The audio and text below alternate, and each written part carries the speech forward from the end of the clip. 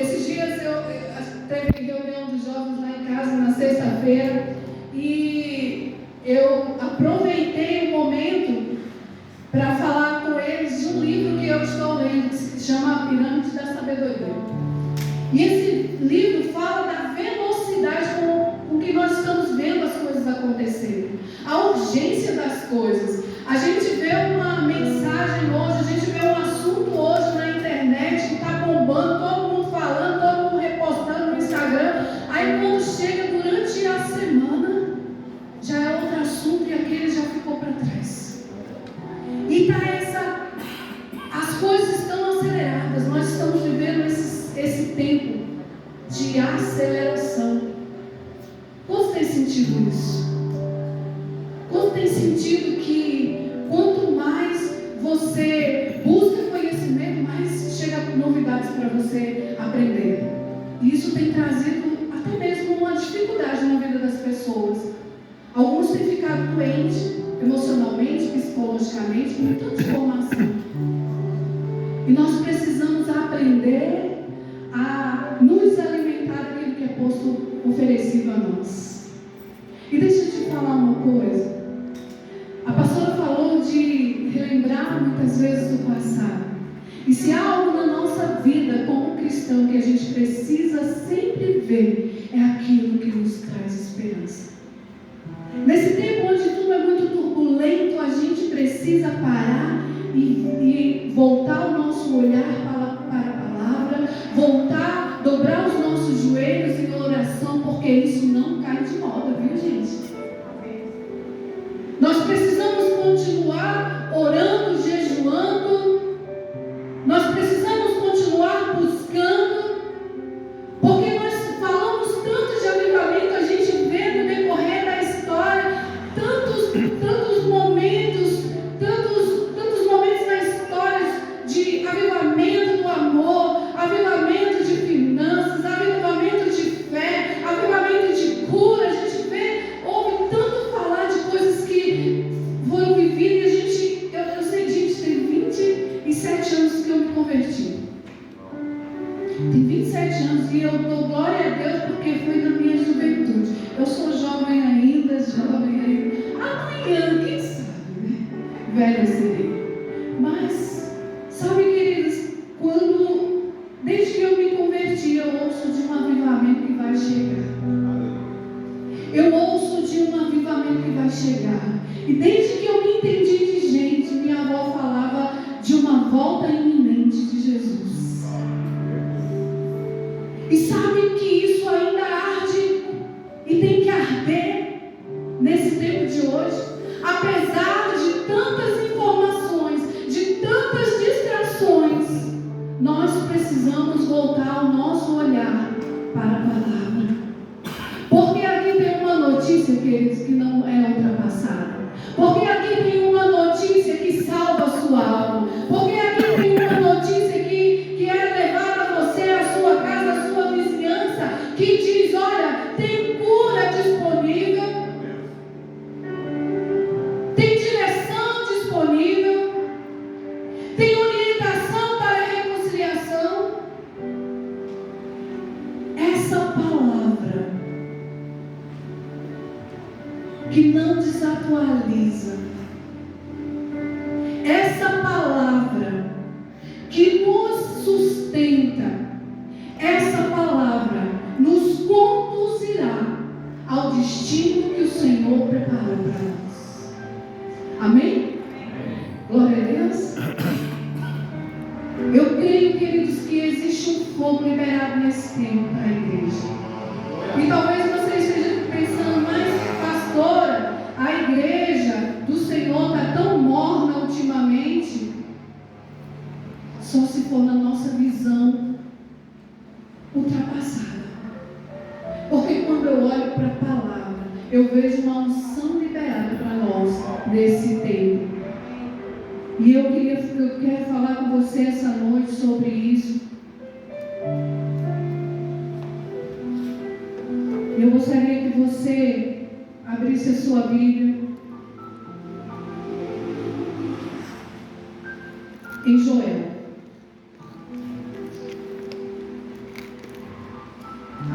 por favor. Opa.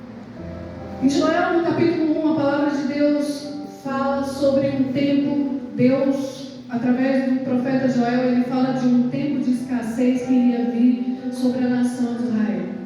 Um tempo de muitas dores, um tempo de sofrimento, um tempo onde as pessoas lamentariam por estar vivendo aquela situação. E Deus levanta o profeta para orientar, e ele fala: olha, vai haver esse tempo e vocês precisam tomar um posicionamento. Eu não sei quantos de vocês já viveram um tempo assim. Um tempo onde parece que está dando tudo errado. Parece que você está trabalhando, não está vendo resultado. Parece que suas mãos não estão mais produzindo, você não está mais fértil naquilo que você se propõe a fazer. Parece que as portas se fecham, as pessoas te abandonam. Parece que a sua casa fica totalmente desorganizada, apesar de você buscar organizar tudo. Parece que está dando tudo errado. Todos já passaram por isso. Você teve perdas, você teve dores. Deixa eu falar com as duas mãos, né, irmão? E os pés. Deixa eu falar uma coisa. Se você já passou ou está passando por isso, bem-vindo ao time. Mas se você ainda não passou, eu conto ou vocês contam para essa pessoa? Se você não passou, saiba que você vai passar. O meu amor uma vez foi comprar uma moto e ele saiu da concessionária. Sempre eu tenho uma coisa para contar dele. Não, pois sou revelar toda hora aí. E ele foi comprar essa moto e eu não queria que ele comprasse a moto. E o rapaz da concessionária, quando foi sair, falou assim: o senhor já caiu de moto? Aí ele: não. Por quê? Porque tem duas categorias: os que já caíram e os que vão cair. Aí ele: tá. Aí ele saiu com a moto. Quando ele sai dentro daquela concessionária, ele desequilibra e cai. Aí o cara: parabéns, você já é promotivo dos que já caíram. Queridos, é assim, vai acontecer, né? Porque o dia mau chega para todo mundo. O dia ruim chega para todo mundo. Mas deixa eu te falar uma coisa. Sabe, nós servimos um Deus. Nós temos um Deus que Ele pode até revelar: olha, vai chegar o dia mau. Mas deixa eu te dizer o que você precisa fazer para quando o dia mau chegar, você não desfalecer. Aí eu quero que você vá comigo para o capítulo 2, a partir do verso 15. Ele diz assim: toquem a trombeta em Sião, decretem jejum santo, convoquem uma assembleia sagrada, reúnam o povo, consagrem a assembleia, ajuntem os anciãos, reúnam as crianças, mesmo as que mamam no peito. Até os recém-casados devem deixar os seus aposentos. Que os sacerdotes que ministram perante o Senhor chorem entre o pórtico do templo e o altar, orando: poupa o teu povo, Senhor. Não faças da tua herança objeto de zombaria e de chacota entre as nações. Por que se haveria de dizer entre os povos: onde está o Deus deles? Então o Senhor mostrou zelo por sua terra e teve piedade do seu povo. O Senhor respondeu ao seu povo: estou lhes enviando trigo, vinho novo e azeite. Diga comigo: trigo, vinho novo e azeite. O bastante para satisfazê-los plenamente. Nunca mais farei de vocês objeto de zombaria para as nações. Levarei o invasor que vem do norte para longe de vocês, empurrando para o mar oriental, e a retaguarda para o mar ocidental, e a sua podridão subirá, o seu mau cheiro se espalhará. Ele tem feito coisas grandiosas. Não tenha medo, ó terra, regozije-se e alegre-se. O Senhor tem feito coisas grandiosas. Não tenham medo, animais do campo, pois as pastagens estão ficando verdes, as árvores estão dando seus frutos, a figueira e a videira estão carregadas. O povo de Sião, ó povo de Sião, alegre-se e regozije-se no Senhor, seu Deus, pois Ele lhes dá as chuvas de outono, conforme a sua justiça. Ele lhe envia muitas chuvas, as de outono e as de primavera, como antes fazia. As eiras ficarão cheias de trigo, os tonéis transbordarão de vinho e de azeite. Vou compensá-los pelos anos de colheita que os gafanhotos destruíram, o gafanhoto peregrino, o gafanhoto devastador, o gafanhoto devorador e o gafanhoto cortador. O meu grande exército que enviei contra vós. Mas vocês comerão até ficarem satisfeitos e louvarão o nome do Senhor, seu Deus, que fez maravilhas em favor de vocês. Aplauda o Senhor, porque Ele é bom. Quantos recebem essa provisão? Queridos, eles estavam vivendo essa situação, mas Deus também, de antemão, já diz: olha, se reúnam, toquem as trombetas, chame o povo para uma consagração, chame o povo para um tempo de santificação. E sabe o que Deus diz? Que todos deveriam participar. Está ali o Elias, o profeta Elias, mamando no peito, mas um bebê que mamava no peito não poderia ficar de fora, tinha que também estar lá no momento da consagração. Aqueles que casaram, tem alguém que é casadinho de novo aqui? Menos de um ano? Não? Glória a Deus. Ali, amém? Aí a noiva está lá nos seus aposentos, desfrutando do seu tempo, o noivo está na sua recama, e Deus, opa, sai o noivo da recama. Noiva, sai do seu aposento. Serão todos estão convocados para viver um tempo de avivamento, de fogo, de suprimento. Porque quando vem avivamento, vem vinho, vem trigo, vem azeite, vem unção, vem poder, vem palavra. Vem um avivamento por dentro para você ir pelas ruas, queridos, para você pregar a palavra onde o Senhor te enviar, onde você estiver indo. Ide significa indo e pregando o evangelho a toda criatura.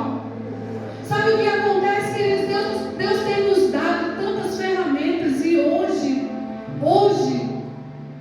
nós temos a rede social a nosso favor. Queridos, eu não gosto de aparecer na rede social, mas a pastora tem desafiado, e eu falo: Senhor, e lá vamos nós. Sabe por quê? Porque é uma forma que Deus está usando a sua boca para proclamar a verdade da palavra. Aí aconteceu agora que só pode fazer live quem tiver mais de 1000 seguidores, né? Aí, amados, você que tem mais de 1000 seguidores, como que você está usando suas redes sociais? Você que tem mais de 1000 seguidores, está aqui essa noite, como que você está usando as suas redes sociais? O Senhor, Ele tem nos convocado para ser essa boca, esse porta-voz da palavra, para que haja um avivamento. Talvez você olhe para a tua rua, ou você olhe para dentro da tua casa e tem algo errado. Tem alguém que está fora do propósito. Você olha aquela situação e você fica assim: meu Deus,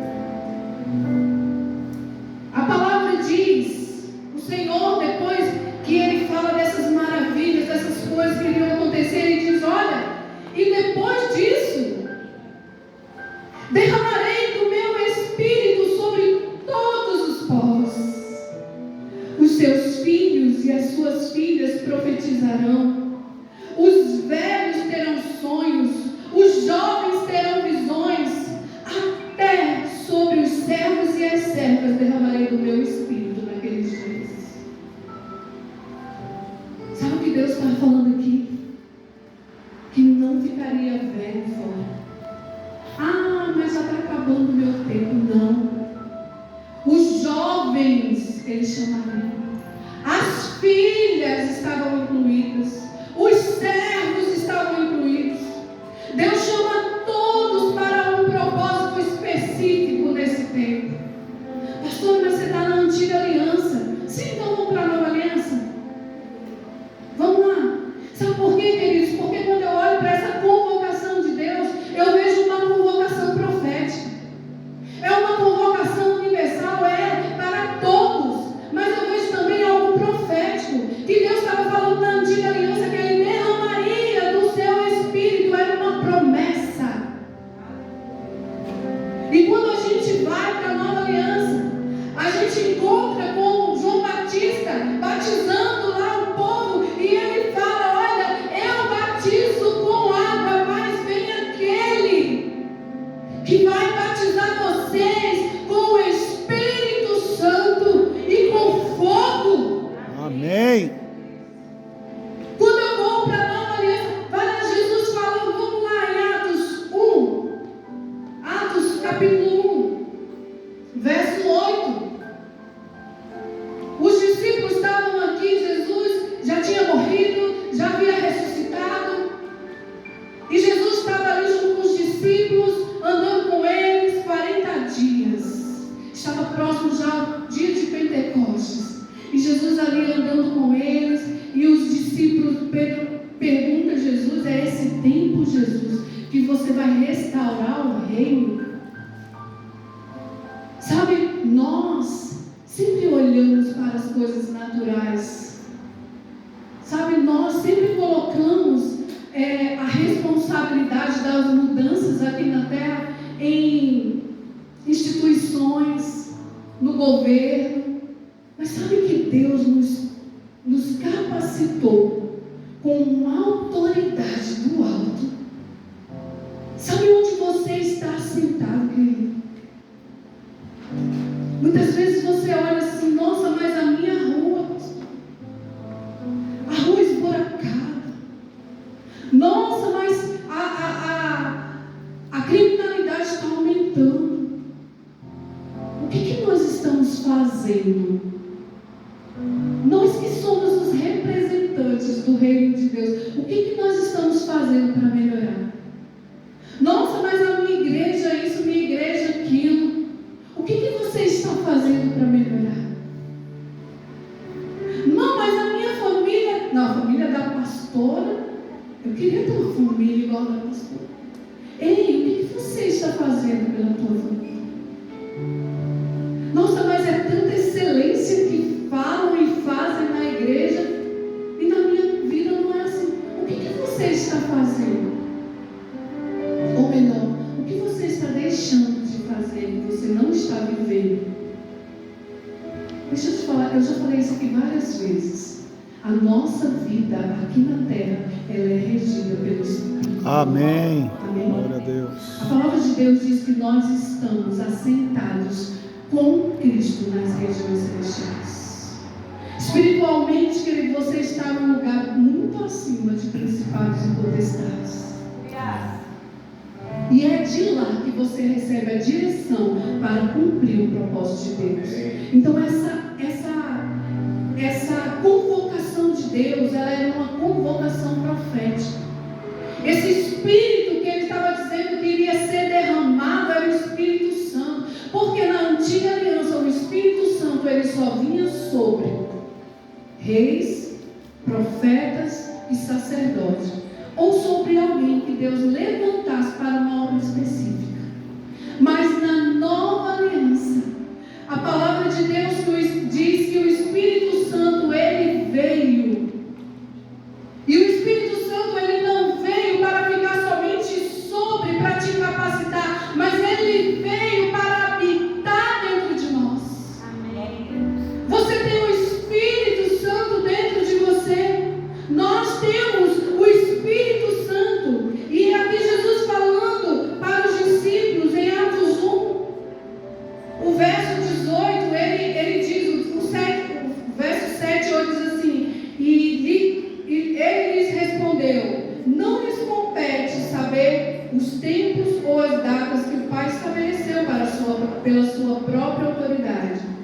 mas receberão poder quando o Espírito Santo descer sobre vocês, e serão minhas testemunhas em Jerusalém, em toda a Judéia e Samaria e até os confins da terra. Deixa eu falar uma coisa. Para que nós recebemos o Espírito Santo?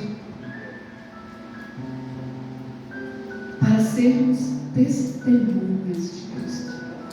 É engraçado que meu sogro, ele era muito engraçadinho, né? E toda semana as testemunhas de Jeová batiam na porta da casa da minha sogra, deles, né? E falava, testemunha de Jeová, a gente quer trazer a palavra. E meu sogro, não quero ouvir não. Aí ele se encheu. Aí um dia ele chegou, vocês são o quê? Testemunha de Jeová. Aí ele pois eu sou o advogado do diabo. Gente, o povo saiu assim, não quis mais nem voltar. Mas deixa eu falar uma coisa. Sabe quem é que é testemunha de Jesus? Diga eu. Você e eu fomos ungidos, recebemos o poder do Espírito Santo para testemunharmos Jesus. E o que é uma testemunha? O que é uma testemunha? Hoje eu sentei com o pessoal do direito lá em casa, Israel e o pastor. Aí eu falei, o que é uma testemunha? Né? Aí eles foram falar todo aquele negócio assim. Aí eu falando para eles, e o que é um relator? Aí eles falam que o relator, eles pegam os processos, eles não estavam lá, mas eles pegam tudo ali que foi falado. É assim, não estou errado? É assim, né? E eles pegam tudo ali e eles montam ali um projeto de... entendi. Então, queridos, nós fomos chamados para sermos testemunhas daquilo que nós vimos, daquilo que nós ouvimos e daquilo que nós vivemos. Amém? Pastora, mas sair para pregar a palavra na rua, sair para levar a palavra para o meu vizinho, eu vou chamar o pastor, vou marcar com os pastores para eles irem lá na vizinhança. Não, amados. Sabe, não é difícil nós pregarmos a palavra, não é difícil nós levarmos a palavra, porque Deus já nos deu a unção, o Espírito e o poder para que nós possamos ir onde Ele nos enviar. Sabe, se você vive com Deus, se você tem uma vida consagrada a Deus, você vai ter, toda semana a pastora Jael tem uma história de uma experiência que ela viveu com Deus. Todos os dias, queridos, nós temos experiências novas com Deus. Se eu ando com o Senhor, se eu vivo com o Senhor, se meu estilo de vida é viver com Ele, para Ele, por meio dEle, não fica difícil eu pregar de Jesus. Sabe, amados, ninguém vai poder chegar para mim e dizer assim, pastora, é impossível uma pessoa que tem lúpus ser curada, porque lúpus não tem cura. Eu vou te dizer, Jeová Rafa cura. Eu fui curada, eu fui sarada. Glória a Deus, glória ao Senhor. Aquilo que você vive, você testifica do poder de Deus. Pastora, tá bom, um lúpus Deus cura, mas um câncer, quantos já foram curados de câncer? Olha essas mãos levantadas. Pastora, tudo bem, Deus cura, Deus faz um milagre, mas uma família é impossível. Quantos já tiveram suas famílias restauradas, queridos? É difícil, pastor, um filho desviar e voltar. Quantos já tiveram seus filhos voltando para a presença de Deus? Não é impossível. Sabe, aquilo que eu experimento, aquilo que eu provo, eu posso dizer é bom. Amém. Deus diz, olha, provai e vede que o Senhor é bom. Eu posso dizer que Deus é bom porque eu provo. Eu posso dizer que a palavra funciona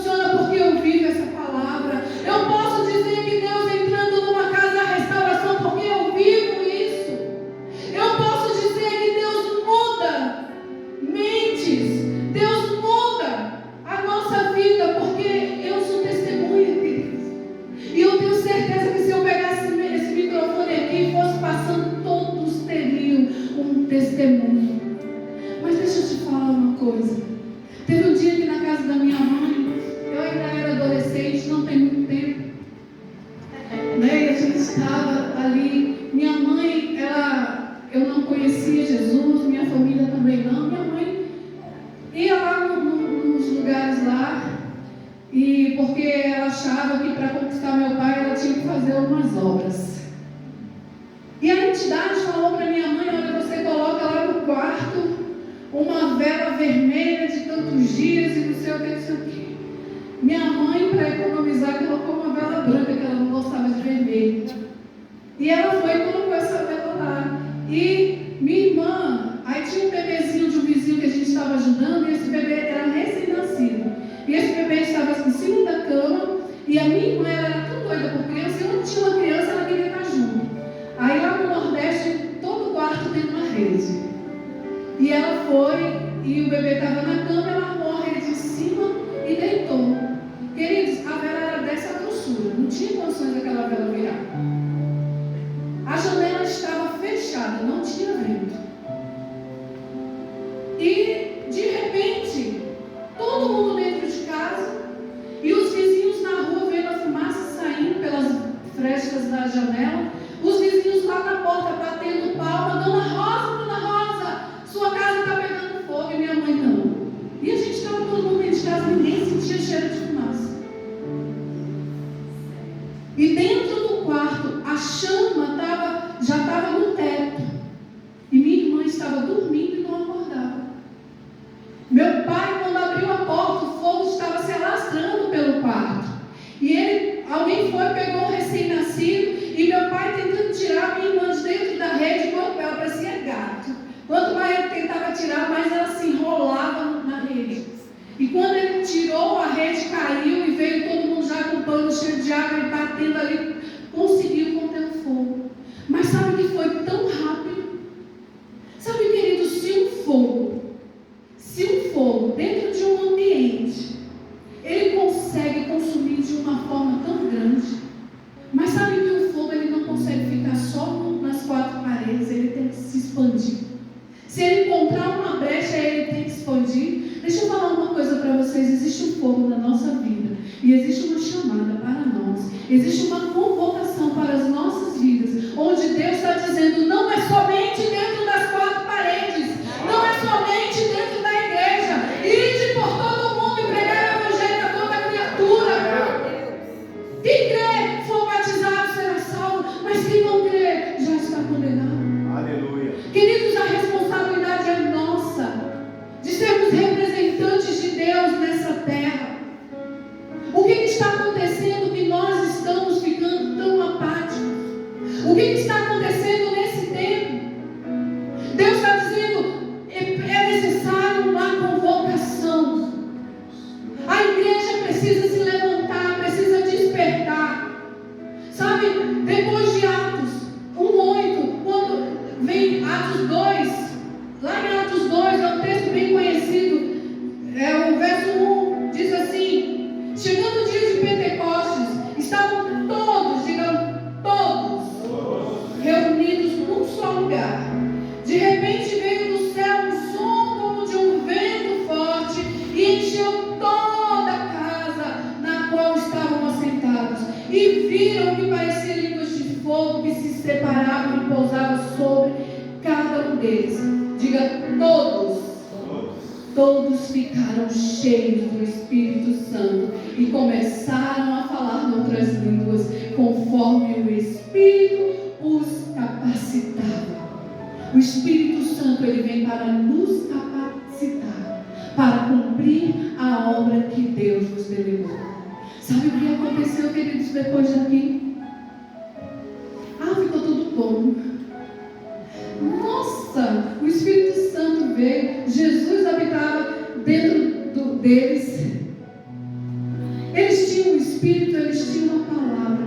Mas sabe, se você nunca passou uma perseguição na sua vida por ser crente, você ainda não experimentou o que é viver com emoção. Das pessoas não gostarem de você simplesmente porque você carrega a unção, porque você carrega a presença. Das pessoas dizerem assim: o meu santo não bate bate com a dela, é porque não é o mesmo Espírito. Se não bate, é porque dentro de você tem o Espírito Santo. Errado é se um crente não falar assim, não bate. Nós temos o mesmo Espírito dentro de nós, sobre nós. Sabe o que aconteceu depois do Pentecostes? Veio aquele mover, veio aquela unção, aquela ousadia sobre os apóstolos. 3.000 pessoas, num só culto, foram alcançadas. Mas sabe que com esse avivamento chegou também a perseguição. Oh, queridos. Começa a perseguição na igreja. Os apóstolos escolhem lá os discípulos, os diáconos, cheios do Espírito Santo.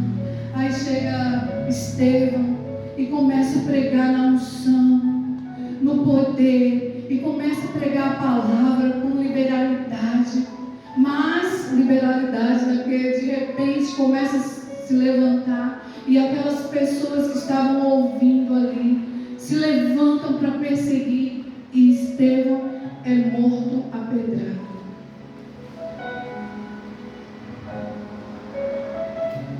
E depois daquilo ali,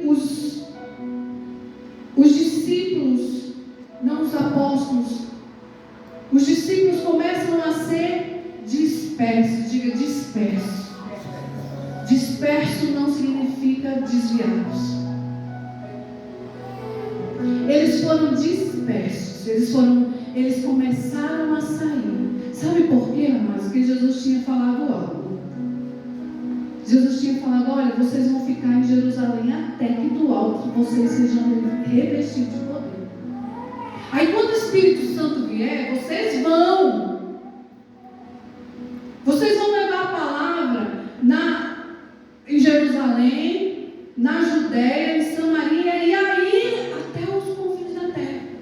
Mas sabe que o que acontece muitas vezes conosco? A gente está tudo tão bom, eu quero ficar aqui. Por que eu vou arrumar problema para mim? Está tão bom aqui, está tão confortável dentro da igreja. Por que eu tenho que ir para a Judéia? Por que eu vou para Samaria? Lá é um povo que eu nem me dou muito bem. E para um lugar que eu nem conheço.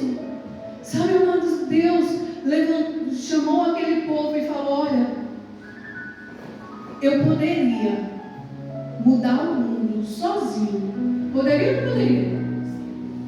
Eu poderia usar anjos, como eu usei na antiga aliança. Mas eu quero usar você. É você quem carrega a presença. Eu quero usar você para entrar naquele hospital e orar pelo enfermo. Eu quero usar você para lá naquele seu serviço onde as pessoas estão te atormentando ser a luz do sol. Sabe de uma coisa, queridos? Lá em Mateus, no capítulo 5, verso 13 e 14, o que a palavra de Deus diz? Ele diz, vós sois a luz do mundo. Vós sois o sal da terra. Sabe por quê, queridos? Jesus diz isso. Porque o mundo está em trevas. Sabe por que Jesus diz que você é sal? Porque o mundo está sem sabor. Onde está a luz que Jesus falou que era para iluminar a terra? Onde está o sal? O que nós temos feito com essa unção que está em nós? O que nós temos feito? Eles foram dispersos, queridos. A palavra fala que quando houve a perseguição, lá em Atos 8, a partir do verso 4, você vai ler a história de Filipe. Depois da morte de Estevão, depois do martírio ali de Estevão, o que acontece? Eles são dispersos. E Paulo estava lá, Saulo estava lá consentindo com a morte deles, e ele perseguia. Mas eles foram, Filipe foi para Samaria, um lugar onde os judeus não se davam com uma samaritana. E a palavra de Deus diz que quando ele começou a pregar a naquele lugar. As pessoas recebiam a palavra com alegria e elas eram batizadas. Sabe, os discípulos foram, os apóstolos ficaram, mas eles foram. De repente você está aqui nessa igreja, está falando assim: mas os pastores não estão indo com a gente para fazer evangelismo. Deus nos deu a cada um individualmente essa missão. Não espere pela liderança, não espere pelos pastores. Sabe, os apóstolos ficaram por um pouco de tempo. Mas quando eles ouviram que Samaria tinha se convertido, eles correram lá e falaram: olha, eles foram alcançados, eles receberam Jesus, agora eles vão receber o poder do Espírito Santo. Você tem poder para liberar. Fica de pé, para você está acabando, como diz o marido.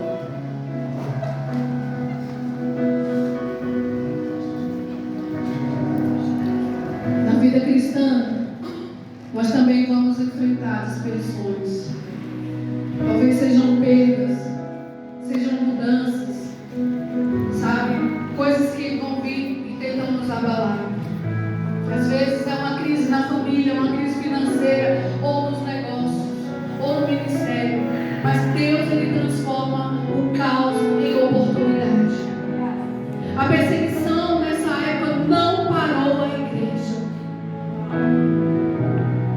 A dispersão levou o evangelho a Samaria e Deus, Ele usou aquele momento difícil para cumprir os seus planos. Deus, Ele vai usar esse momento difícil que você está passando, querido, para cumprir o plano dele na sua vida. Talvez você não está onde você queria estar. Talvez as coisas não estejam como você queria que estivesse. Talvez a sua vida esteja como na igreja primitiva. Você está vivendo um tempo difícil, mas Deus, Ele quer te usar exatamente aí para mudar o ambiente e levar esperança aos corações. Deixa eu falar uma coisa para você. Você é a resposta.